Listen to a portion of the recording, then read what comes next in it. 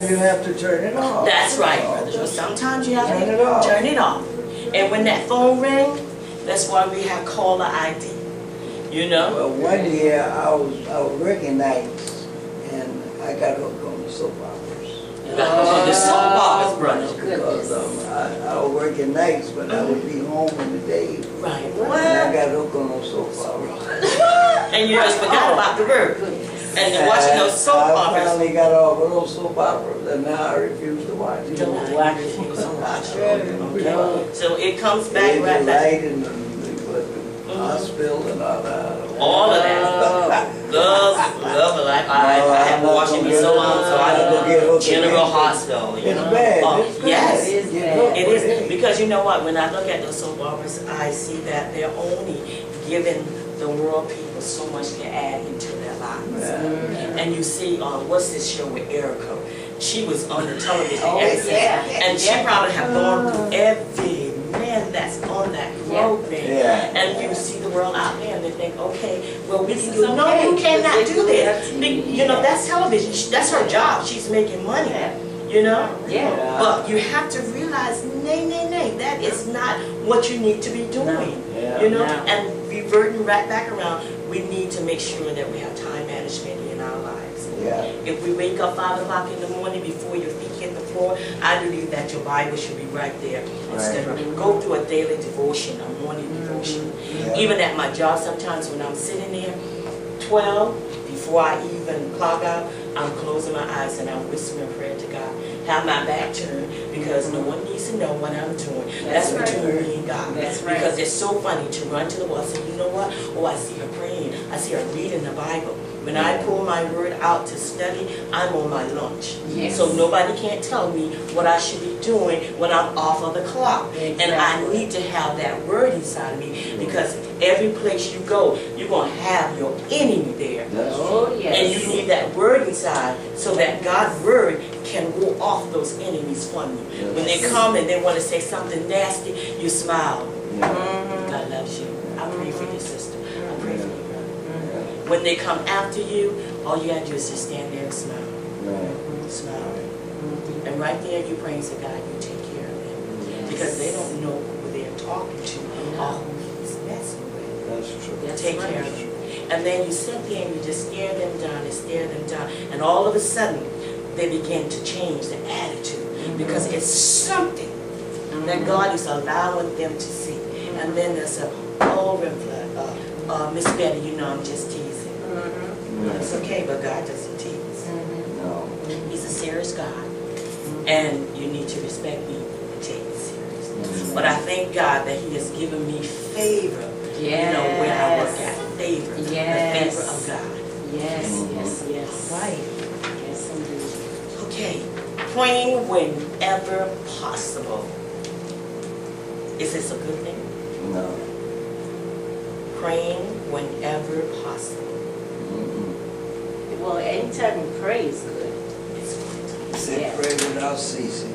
Pray without ceasing. So, but then he also allows us to know that we should learn to, if we know that we're in a setting with people who do not believe in God, then we don't have to talk it. We can just speak it and respect them, but yet still inside.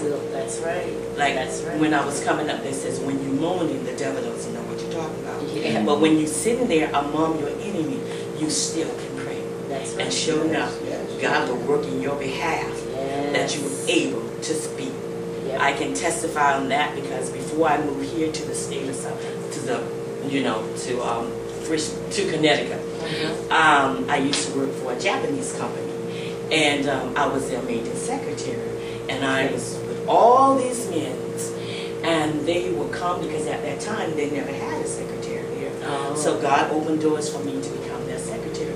Every morning I would go, they're gathered, they're back at the table, and they're just using their profanity, just going on and on. And I'll make the coffee and I go, I never said a mumbling word. I just went to my desk, said my prayer, kept on going. Until one day, I went to work, and the supervisor said, and all the guys were standing around his desk, he says, Betty, he said, we want to apologize. He said, please forgive us. because we never had, and they didn't know that I was, fighting my journey about becoming a preacher, but I knew that it was something in my life.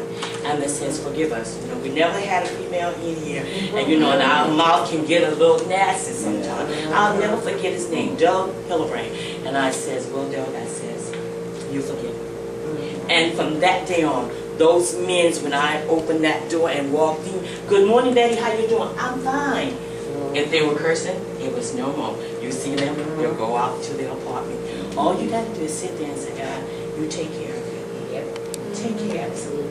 Take care of them. All we got to do, His word says, let that light shine, that others may see your good work and glorify, not glorify you and I, but glorify our Father which is in heaven. Yes. And that's why He rose Lazarus from the grave, not to glorify those people, but for them to glorify God that was in heaven. Yes. Oh, glory to God. Yes. This is so good. Praise the Lord.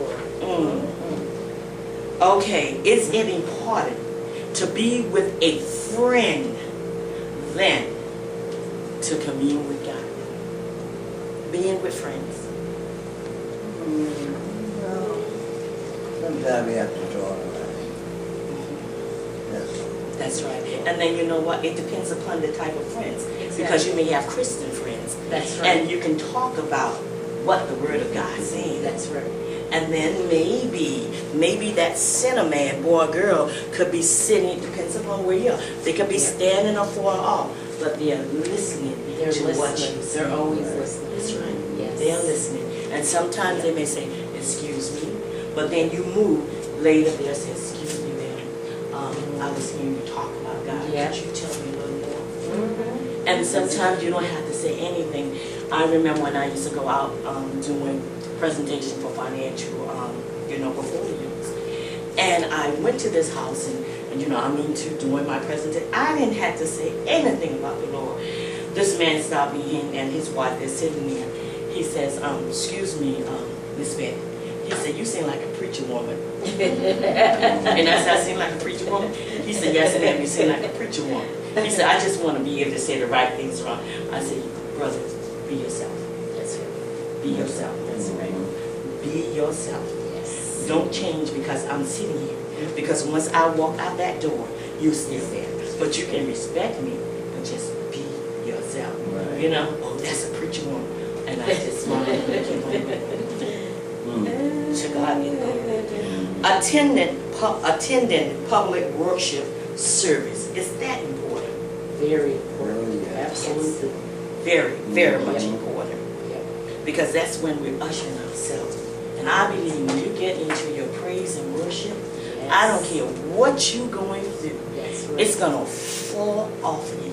You're going to get a revelation, and when Yes. you do, you're going to have the answer for what you're seeking. Yes. That problem has been answered just through your praise and worship. Yes. I believe that God loves praise and worship. When you're just getting into Him, you communing, that's your relationship with Him. You're just calling on Jesus. And I believe I like to dream. I'm a vision. I can see Him up on that throne and His smile on His face, looking at His people, praising and worshiping Him. Yes. Oh, glory yes, to God. yes, yes. And if you're like me, if I came in with a bird, it's not there anymore. No way. It is gone, Yes. and I am free. Yes. Just free in Jesus. Yes. Free in Jesus, because Free in I Jesus. know that something inside of me has changed. Yes. An answer has been, a problem that needed an answer has been answered through Yes. our praise and worship. Yes. Yes. That's yes. another way, getting to know Him. He's getting to know you. Just calling on Jesus. Yes. Jesus. And when you call on that beautiful name, Yes. that wonderful name of Jesus, Yes. something miraculous Yes. will happen. Yes, yes, yes, It will happen. Yes, it It will will. happen. Yes, it will. Okay, fasting. Yes. Fasting. Yes. It is very important for a Christian. Fasting. And I can truly say today, it's been 3 days, and Satan, you can be listening, but God, you bind him. That's 3 right. days, I have been fasting. And you know what? I don't even feel hungry. You know. Good. Now I don't know about 12 o'clock tonight, but right now I just feel good in my sanctified soul because Yes. I love Him and I want God